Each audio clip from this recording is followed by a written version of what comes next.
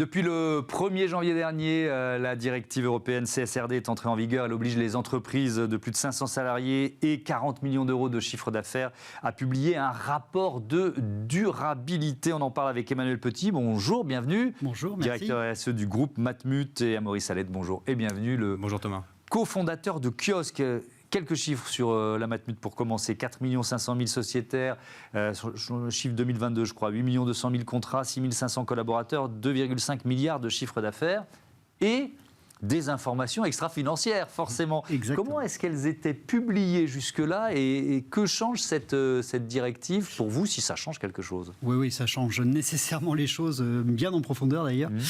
Jusqu'à présent, nous faisions ce qu'on appelle une déclaration de performance extra-financière, qui est une obligation légale pour certaines entreprises, mais la Matmut n'y était pas soumise, donc on le faisait à titre volontaire. D'accord.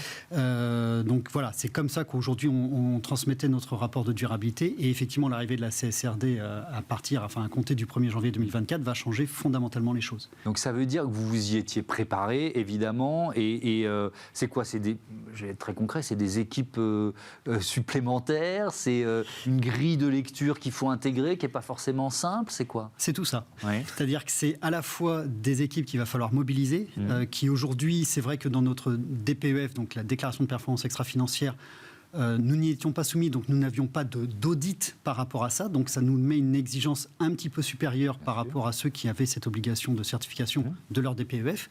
Et pour remplir les conditions de la CSRD, ça nécessite une mobilisation en interne importante, un accompagnement aussi important, parce qu'on est tous en train d'apprendre, en marchant avec une réglementation européenne qui est assez prolixe et qui, malheureusement, a parfois des zones d'incertitude.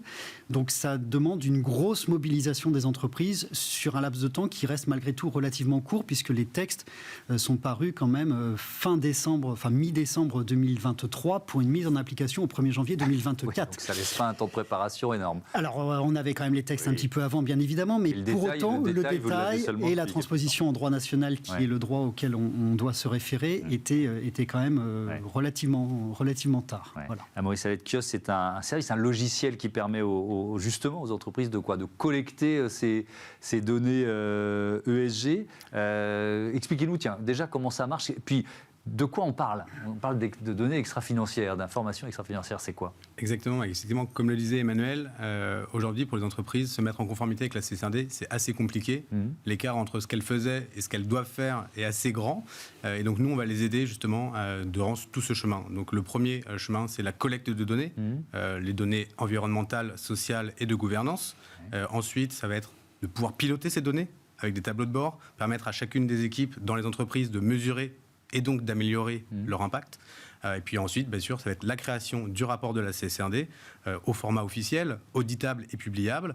Et un dernier module qui est en cours de création, qui va permettre aux experts comptables et aux commissaires aux comptes de pouvoir certifier la CSRD de leurs clients sur notre plateforme. Est-ce qu'il y a des données plus compliquées à récupérer que d'autres? Alors je ne sais pas si c'est dans la directive, peut-être que je suis à côté de la plaque, mais par exemple, quand on parle de carbone, c'est plus facile que quand on parle de biodiversité. Est-ce que vous êtes confronté à cette difficulté-là? Oui, mais encore une fois, ça va être vraiment du cas par cas en fonction de chaque entreprise, son activité, son secteur, sa typicité en fonction de son organisation. Donc voilà, vraiment, là, c'est assez difficile de répondre à une vérité générale sur ce sujet-là. Vous nous rappelez qui est concerné? J'ai dit plus de 500 salariés, 40 millions d'euros de chiffre d'affaires. Ça, c'est 1er janvier. Mais après, ça va aller vers des entreprises de plus en plus petites. C'est ça la logique. Exactement. Et justement, le seuil de 40 millions de chiffre d'affaires a été augmenté à 50 millions pour tenir compte de l'inflation. Donc on parle dès 2025 des entreprises de plus de 250 salariés et donc du seuil de 50 millions d'euros de chiffre d'affaires. En 2028, on parle des entreprises de plus de 50 salariés. Donc là, ça va devenir très très important, même si la version du rapport sera sûrement allégée par rapport à ce qu'il existe aujourd'hui. Et on n'a pas encore la date officielle, mais l'enjeu, c'est de pouvoir impliquer toutes les équipes de plus de 10 salariés à terme. Donc tout le monde sera obligé d'annexer à son rapport de gestion un rapport de durabilité à terme. Et je suis sûr qu'il y a plein de patrons de ces entreprises, petites entreprises qui sont en train de nous regarder, qui disent aïe, aïe, ça y est, c'est parti, encore une contrainte supplémentaire, réglementation de plus. C'est vrai. Est-ce qu'on peut dire quand même, Emmanuel Petit, que ça peut aussi être un outil de pilotage? Mais c'est surtout un outil de pilotage. C'est surtout un outil de pilotage. Et effectivement, aujourd'hui, on voit cette CSRD comme une contrainte. Et c'est vrai, il faut se le dire. C'est pas simple. Le chemin, il est semé d'embûches et c'est pas facile. Mais c'est pour ça qu'il faut aussi donner du sens par rapport à tout ce qui est fait à travers cette CSRD et revenir un peu sur les fondamentaux de pourquoi la Commission européenne essaie de mettre ça en place. Et la volonté est bien d'essayer d'avoir une comparabilité des entreprises les unes par rapport aux autres, justement sur cette logique d'extra-financier. La finance, c'est simple, ce sont des euros, on sait calculer des euros, il y a une traçabilité, c'est assez clair. L'extra-financier, jusqu'à présent, à travers les DPEF tels que nous pouvions faire, chacun avait sa DPEF, chacun se disait plus blanc que blanc. Ouais, c'était très ça permettait de greenwasher un peu plus facilement. Ça permettait de greenwasher plus facilement et au-delà de ça, ça n'aidait pas les investisseurs à investir dans des entreprises qui sont réellement responsables. Donc, en tant qu'assureur côté Matmut, on est aussi un gros institutionnel, enfin investisseur institutionnel. Donc nous, on est concernés des deux côtés. C'est-à-dire que nous, on a tout intérêt à avoir des vrais CSRD parce qu'en tant qu'investisseur, on veut s'assurer que le fléchage de nos fonds vont vers des entreprises qui vont vraiment avoir de l'impact. Donc on est intéressé à ce que les entreprises jouent le jeu. En revanche, en tant que patron de la RSE, pour jouer le jeu, c'est compliqué, quoi. Donc voilà. Mais fondamentalement, on va dans des outils de pilotage qui seront meilleurs. C'est-à-dire comment est-ce qu'on arrive à réconcilier la croissance, on va dire économique, la performance économique, avec aussi la croissance et la performance pour le bien commun. Ouais. Et donc c'est ça qu'on essaie de résilier. Ouais. Est-ce que c'est aussi un moyen ou un outil de prise de conscience de finalement ces externalités négatives, toutes les entreprises en ont, et la capacité de progresser? C'est un outil de progrès? Est-ce qu'on peut dire ça? Bien sûr. L'enjeu de la CSRD, effectivement, c'est d'être public. Donc, les entreprises vont pouvoir se comparer entre elles. On va pouvoir faire des vrais benchmarks. Et ça va être assez intéressant. Donc, ça, c'est vraiment pour le facteur un peu externe, comparé par rapport aux autres, mais aussi interne. On va pouvoir rentrer dans une granularité fine en ayant des tableaux de bord et de pouvoir se dire, par rapport au reste de l'entreprise, cet indicateur-là, on est plutôt mauvais. Et donc, se dire, qu'est-ce que les autres équipes ont mis en place pour pouvoir reproduire des schémas positifs. Donc, je pense que le fait de pouvoir permettre à chaque équipe dans l'entreprise d'avoir les indicateurs à son niveau, sur son périmètre, va permettre vraiment d'aller vers le plus positif, ça c'est sûr. Mais est-ce que, alors on en est au début, mais bon, vous accompagnez quand même déjà pas mal d'entreprises, est-ce que ça peut pousser certaines entreprises à réfléchir, voire à transformer leur modèle économique? Est-ce qu'on pourrait aller jusque-là, d'après vous? Bien sûr, c'est l'enjeu. La CSRD, elle est là pour vraiment transformer en profondeur et se dire que les entreprises européennes, grâce à la CSRD, vont pouvoir assurer leur pérennité sur les 20 prochaines années à venir. Et donc, grâce à des indicateurs, on va pouvoir flécher les investissements, attirer les meilleurs candidats et avoir les meilleurs contrats avec les meilleurs clients. Et donc, c'est ça aussi l'enjeu de pérennité pour les entreprises aujourd'hui.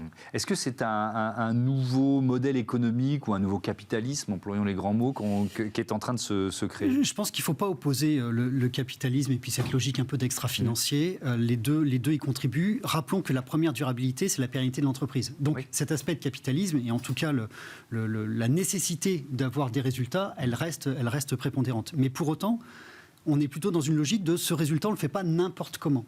Donc c'est vrai que certaines entreprises, là, je vais prêcher pour ma paroisse nécessairement, mais côté Matmut, mais d'une manière plus générique, tout le monde mutualiste avait déjà un petit peu embarqué ce sujet-là, puisque par définition, en tant que mutualiste, nous n'avons pas d'actionnaires à rémunérer, donc ça veut dire que le seul critère argent n'était pas celui qui faisait prendre nécessairement toutes les décisions, donc il y avait déjà une prise en compte, on va dire, d'aspects un peu plus humains.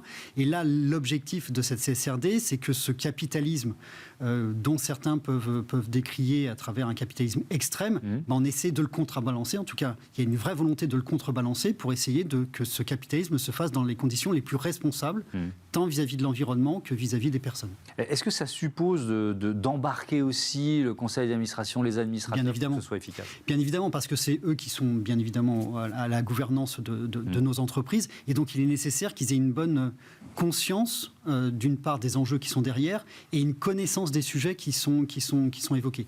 Et là, on a aussi un véritable enjeu collectif, c'est que, on va dire, le roi dollar, si je peux l'exprimer comme ça, il est simple, on l'apprend partout. L'extra-financier, quand on va parler d'environnement, de biodiversité, de social, d'inclusion, de diversité, on est sur des notions qui sont beaucoup plus moins palpable, beaucoup plus difficile d'approche. Et donc ça veut dire qu'il y a une montée en compétences et tous des dispositifs d'appropriation vis-à-vis des actionnaires, de manière à ce que nos administrateurs ne voient plus l'entreprise que sous l'angle du roi dollar, si je reprends cette expression. Merci beaucoup, merci à tous les deux d'être venus nous éclairer sur cette nouvelle directive européenne. On passe tout de suite à notre rubrique Smart Ideas avec une association à l'honneur. Aujourd'hui, on va jouer ensemble.